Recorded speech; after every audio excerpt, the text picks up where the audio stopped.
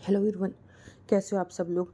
आपने अभी तक अपने सबने क्वेश्चंस मैच कर लिए होंगे, जो बच्चे कल एग्ज़ाम देख के आए थे कि किसका कौन सा आंसर आ रहा है, हमारे कितने नंबर बन रहे हैं। लेकिन आज हम इसमें क्या देखेंगे कि ये ही क्वेश्चन जो आपके आने वाले और नेक्स्ट एग्ज़ाम है उसमें कैसे हेल्प कर सकते हैं।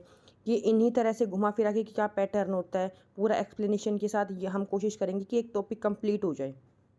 क्योंकि अब ये सिर्फ एक एग्ज़ाम तो था नहीं, आपने आगे की भी तैयारी करनी है। अगर ये एग्ज़ाम क्लियर भी हो गया तो इसके मेंस के लिए तैयारी करनी है। प्लस नहीं भी हुआ तो आपने छोड़ना नहीं है, नेक्स्ट ईयर के लिए जब नेक्स्ट टाइम फॉर्म आएंगे तब के लिए तैयारी करनी है, या फिर और कोई पीसीएस वगैरह के एग्ज़ाम आएंगे उसकी तैयारी करनी है। तो हमने अपने जो ऐसे पहले से पढ़ाई करी थी ना उसी को कंटिन्यू चीज़ें करके चलनी है। तो सबसे पहले आप क्वेश्चन को देखो एक बार क्या है, उसको समझो। अगर आपने पहले पेपर दे भी लिया तो अब वहाँ पे एग्ज़ाम हॉल में आप अलग तरीके से अलग नज़रिए से पेपर को देखते हो। अब आप रिलैक्स होकर आराम से इसको खुद समझो कि हमें वहाँ एग्ज़ाम हॉल में कैसा पेपर लग रहा था, अब ये मेरे को कैसा क्वेश्चन लग रहा है और मैं इसको कैसे करा था वहाँ पे सोच के और अब कैसे कर सकती हूँ। ठीक है, तो ट्राई करते हैं इसको। ये पूछ रखा है हमारा परिवार पहचान पत्र के बारे में। ये हमें सबको पता है परिवार पहचान पत्र होता है, लेकिन ये इसके क्या क्या और चीज़ें रिलेटेड होती हैं। ये 8 डिजिट का यूनिट एक नंबर होता है आईडी सब फैमिली के लिए। ठीक है,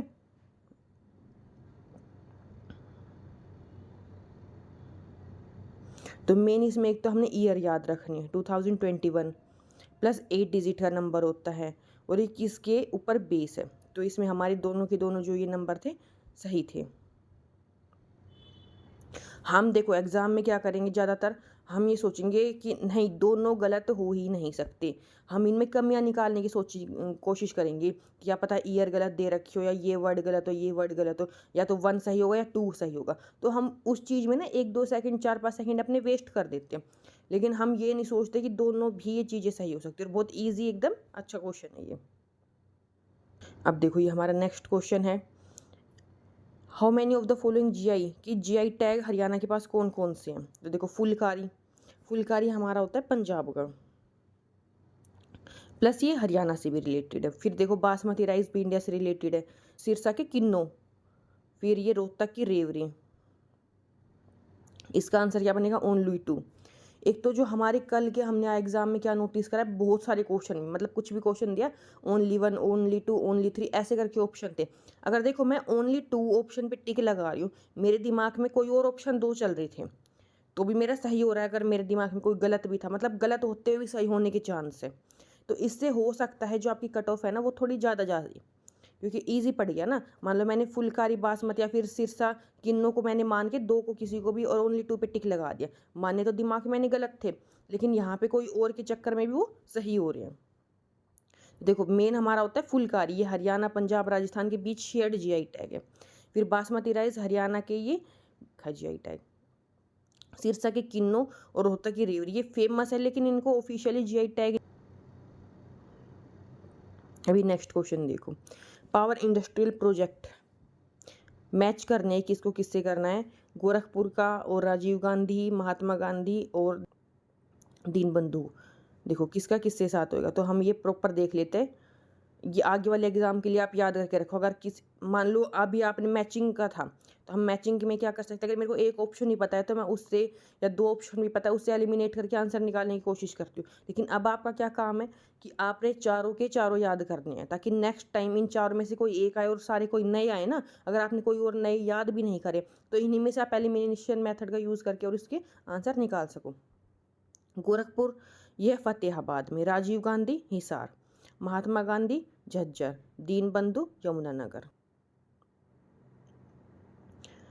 फिर ये हमारे जो मेले होते हैं उससे रिलेटेड क्वेश्चन था हमारा कि इनमें से ना कोई एक एरिया, आपको चारों के बारे में नहीं पता होगा लेकिन आपके आसपास आपके एरिया से रिलेटेड होगा कोई एक पक्का मेला, तो आप उसे ट्राई कर सकते हो कि हाँ कौन सा कैसे होता है।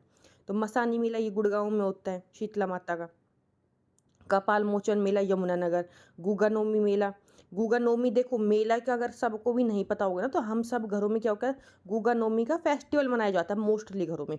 तो आपको ये अंदाजा होना चाहिए कि गुगा नवमी हम लोग कब बनाते हैं। फल्गु का मेला ये आप महीने से याद रख सकते हो कब आता है ये। देखो मसानी मेला चैत्र मंथ में आएगा शीतला माता गुड़गांव में। गुगा नवमी ये भाद्रपदा मंथ में आता है। अब हमारे पेज 5 के क्वेश्चन देख लेते हैं। दिल्ली सल्तनत पोस्टल सिस्टम, इसमें हमने बताना है पथमार हॉर्स पोस्टल सिस्टम, मतलब कौन कौन सा सही है। उलुक फुट पोस्टल ये है, फिर दावा मैसेंजर। देखो पहले वाले क्वेश्चन में क्या थे, सारे सही थे। इसमें हम क्या करेंगे, नहीं ये सही हो सकता है, ये सही होता है, हम पूरा दिमाग लगाएंगे। इसमें सारे गलत नहीं हो सकते, कोई ना कोई तो सही होगा, लेकिन इसमें क्या है कि कोई भी सही नहीं है। और हम इसको आगे के लिए, चलो अब तो आपने जैसे भी करा नहीं करा, आगे आप इनको तीनों को कैसे ट्रिक्स याद रखोगे। उलुख मतलब कि हॉर्स पोस्टल कि हर 4 मील पर। फिर क्या हो गया, दवा ये फुट पोस्टल है, ये 1/3 मील पर था। फिर है पथमार, देखो पथ यानी कि रास्ते पे जो रन करके जा रहा है, चलने वाला, वो हो जाएगा।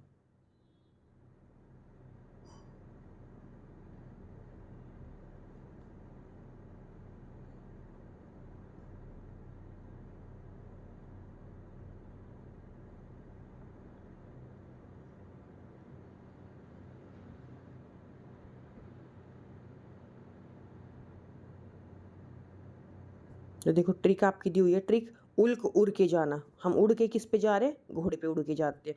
दवा दूर दौड़ के जाना, यानी कि पैर से हम दौड़ के जा रहे हैं, ऐसे ट्रिक से याद रखो, उड़ के जाना, दौड़ के जाना। अब देखो बर्नियर ये क्या बताता है, डिस्क्राइब करता है efficiency of the postal system. Ibn Battuta always compare India with the supercity of Europe. फिर अबुल फजल ये कह रहे consider land revenue as a re commercial of kingship.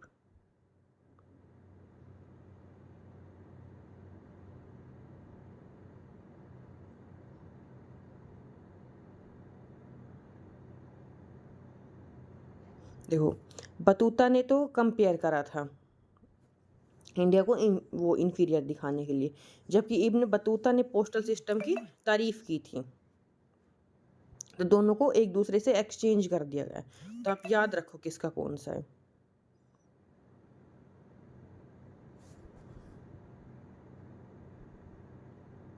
ऐसे आता देखो बर्नियर, बर्न कर दो उसको, बेकार है, उसने हमारी बुराई करी थी। बतूता मतलब बता रहा है हमारे इंडिया के बारे में, अच्छा अच्छा। फिर अबुल फज इन्होंने आईन अकबरी लिखी थी, इसमें इन्होंने रेवेन्यू, खराज, राजा की मेहनताना, ये सारी चीज़ों के बारे में बताया था। ये क्या कहता है कि वो लोगों की हिफाजत के बदले में वैसे पैसे लेता है। सेम इसी में भी वही है, अगर आपने ओनली वन पेयर आंसर है, मान लो आपने कोई और सोच के सही करा था कि ये सही होगा, तो भी आपके जिसने गलत सोच के करा था उसके भी आंसर सही आएगा।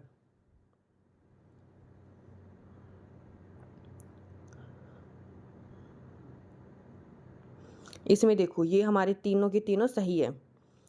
ओलिया तजकीरास बायोग्राफीज ऑफ सूफीज, देखो अब तक हमने जितने भी क्वेश्चन देखे या तो सारे सही है, सारे गलत है ना। फिर इमाम रबानी मुक्ताब कलेक्शन ऑफ लेटर्स।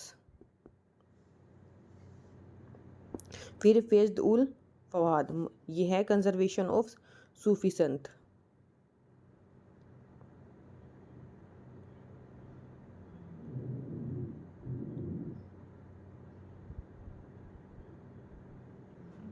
भी नेक्स्ट देखो Duarte Barbosa Portuguese, Nicolo de Conti Russian, Afanasy Nikitin Italian.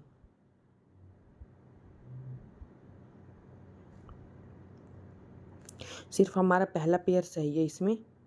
इसमें भी अगर मान लो जोन सा पेयर सही है, किसी ने कोई और समझ के सही पहले पे ही टिक करा है, तो भी वो उसका सही हो जाएगा। बरबोसा पुर्तगीज है, निकोली डी कोंटी ये इटालियन था, इनको भी आपस में क्या कर दिया, वो कर दिया चेंज। निकितन रशिया था। वैसे बहुत जनरल नाम है, बहुत कॉमन, मतलब आप कई ऐसे क्वेश्चन देखोगे जो बहुत ईजी थे, जैसे ये वाला क्वेश्चन ही है, क्योंकि ये इन दोनों के नाम का सबको पता होता है, निकोलो डी कोंटी और ये निकिटन का सबको। ये देखो हीरिया कैनल,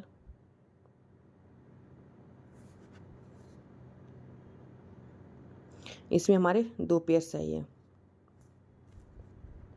ये हमारी बहुत फेमस कैनल थी जो तुलगा भद्रा से पानी लाती थी। और कमलापुरम ये एक टैंक था, प्लेटफॉर्म नहीं। अमर नायक विजयनगरा के मिलिट्री कमांडर्स को ही कहा जाता था। अभी नेक्स्ट देखो आपका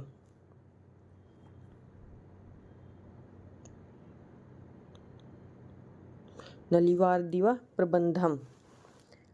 इसमें क्या है, शिव की हिम्स को इन तमिल में कंपाइल कर रखा था।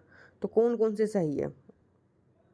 अंडाल विष्णु की ये बिलाउड थी, ये बहुत फेमस है, ये एकदम सही है, सबको पता है ये वाला, सेकंड वाला। तेवरम द पोएम्स ऑफ अपार, ये इनकी सबकी पोएम का सही था। तो देखो जो पहले वाला था ना, उन्होंने वो शिव का दे रखा, लेकिन वो विष्णु से रिलेटेड था, और बाकी सेकंड और थर्ड सही है। अंडाल तो बहुत फेमस है, हम इसको सबको पता है कि इनको साउथ की मीरा बोलते हैं। अब हमारे नेक्स्ट पेज के क्वेश्चन है ये इंटरस्टेट काउंसिल से रिलेटेड। देखो क्या क्या काम कर सकती है ये जो इंटरस्टेट काउंसिल, क्या करेगी, डिस्प्यूट है दो स्टेट के बीच में, उनको देख सकती है, ये डिस्कस कर सकती है जो subject in which state of or the union or one or more state have a common interest, या फिर union territories are not represented in the interstate council. तो इसमें कौन कौन से? ओनली 2, स्टेटमेंट 1 एंड 2 सही है।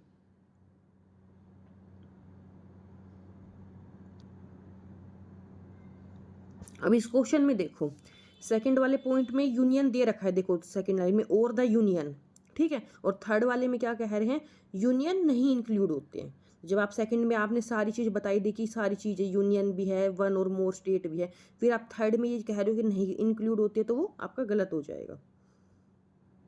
तो मतलब आप क्वेश्चन से ही पता लगा पा रहे हो कि कौन सी सही हो कौन सी गलत है।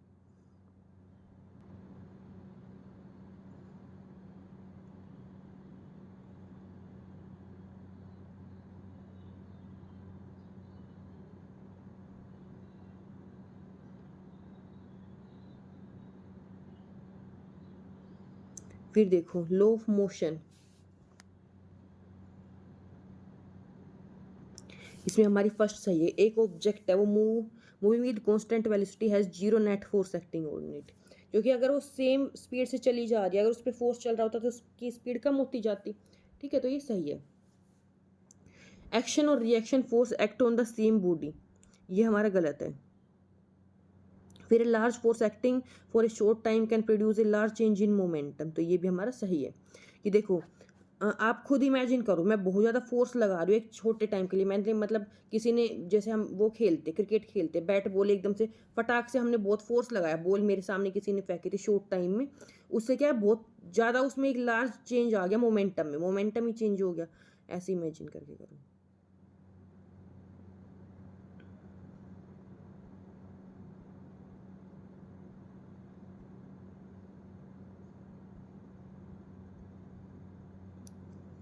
ये देखो ciliary muscles are relaxed, focal length of the eye lens increase.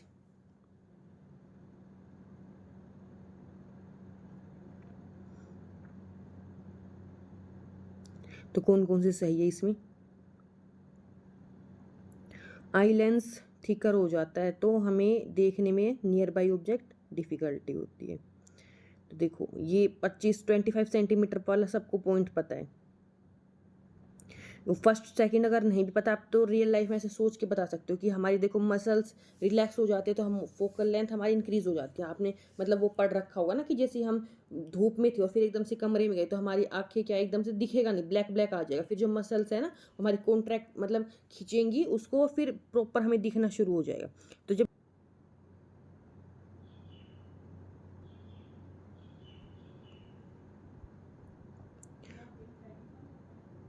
फिर देखो loudness of a sound is determined basically by its frequency. फिर क्या कह रहे, frequency of the sound wave does not change when it travel from one medium to another, तो क्या वो change नहीं होती। फिर ऑडिबल रेंज जो होती है वो कितनी होती है, 20 से 20 किलो हर्ट्ज तक।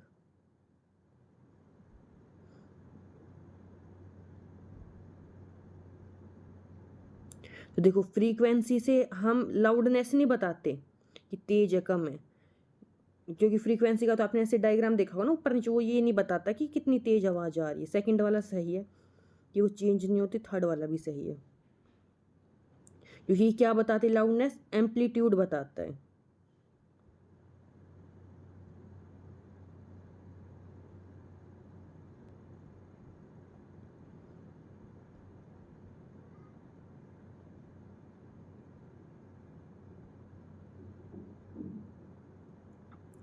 अब देखो ये लाइफ साइकिल दी हुई है, मॉस्किटो की egg larva pupa adult, silk moth की एग लार्वा प्यूपा एडल्ट।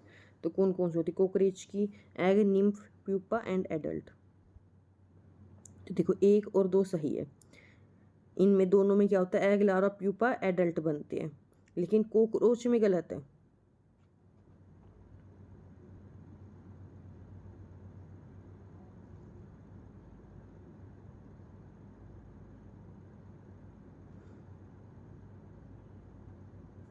क्योंकि देखो ये जो कॉकरोच में जो प्यूपा वाली चीज़ है ना, वो नहीं होती, आपने ये चीज़ ध्यान रखना है।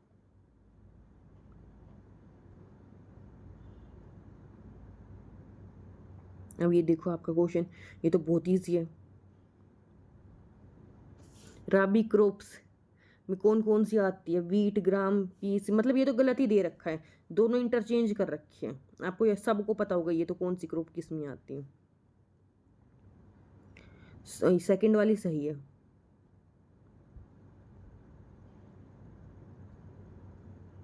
मतलब देखो ये भी कितना इजी क्वेश्चन था, ऐसे कई बहुत बहुत इजी इजी क्वेश्चन है। और जो टफ वाले वो बहुत ज़्यादा टफ नहीं है, वो मॉडरेट है, वो बहुत सारे बच्चों ने जिन्होंने अच्छी तैयारी कर रखी है उनको आराम से आते हैं।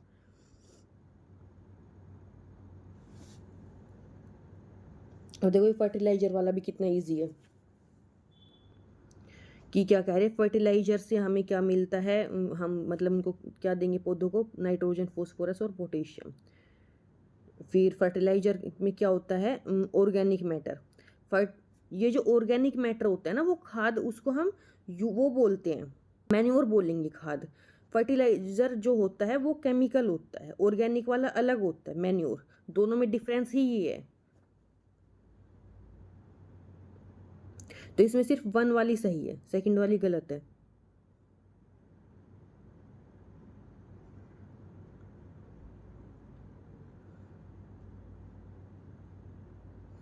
फिर है नेचुरल कॉन्ट्रासेप्टिव, ये आपकी जो बर्थ कंट्रोल वाले मेथड है वो बता रखे हैं। तो देखो सहेली, सहेली सब ने नाम सुन रखा होगा कि कैसे काम करती है। फिर बैरियर मेथड कौन सा होता है, नेचुरल कौन सा होता है, तो ये सारी की सारी। तो इसमें सिर्फ पहला वाला सही दे रखा है इन्होंने।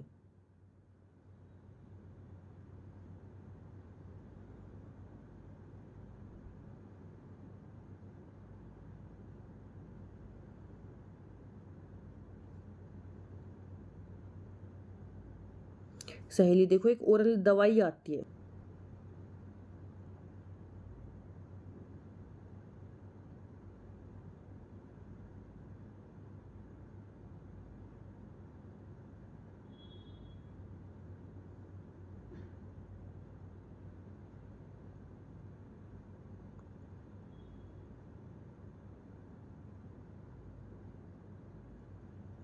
देखो इसमें फर्स्ट वाली जो हमारी गलत है, सेकंड वाली सही है।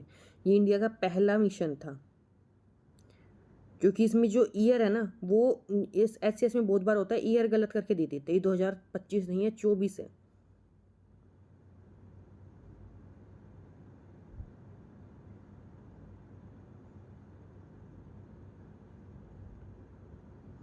फेस्टिवल देखेंगे इसमें।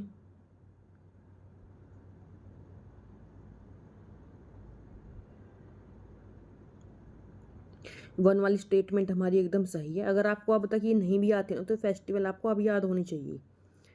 सेकंड वाली गलत है। देखो जो संकीर्ण खामी ट्राइब होती है ना अरुणाचल की, वो बुद्धिस्ट न्यू ईयर फेस्टिवल हमारा जो है वो सेलिब्रेट करती है, जिसे वाटर फेस्टिवल भी कहते हैं। जो मोफिन फेस्टिवल है वो गालो ट्राइब से जुड़ा है, गारो ट्राइब से नहीं। तो देखो गालो और गारो, इनसे हल्का हल्का डिफरेंस है, इनको याद रखो।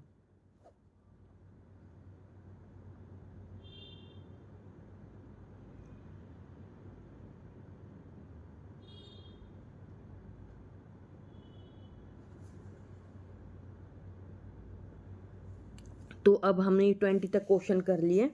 अब अपनी 20 के बाद के क्वेश्चन हम अपनी नेक्स्ट वीडियो में करेंगे। ऐसे ही धीरे धीरे आपने ना पढ़ाई छोड़नी नहीं है, एग्जाम हो गए तो डेली ज़्यादा बर्डन भी नहीं लगे, आराम से थोड़ा रिलैक्स भी कर सकते हैं, लेकिन धीरे धीरे थोड़ा थोड़ा आपने पढ़ते रहना अपने आगे वाले एग्जाम के लिए। अभी आप मतलब फिनिश, आपकी जॉब थोड़ी लग गई है, तो वो चीज़ें तो मिलते हैं अपनी नेक्स्ट वीडियो में। अगर आपको कोई और मेरे को देनी है कि हम ये चीज़ ऐसी सीरीज़ कंटिन्यू कर सकते हैं, ऐसे टाइप की वीडियोस बना सकते हैं, लेक्चर ला सकते हैं, तो आप मेरे को कमेंट में सजेस्ट कर सकते हैं।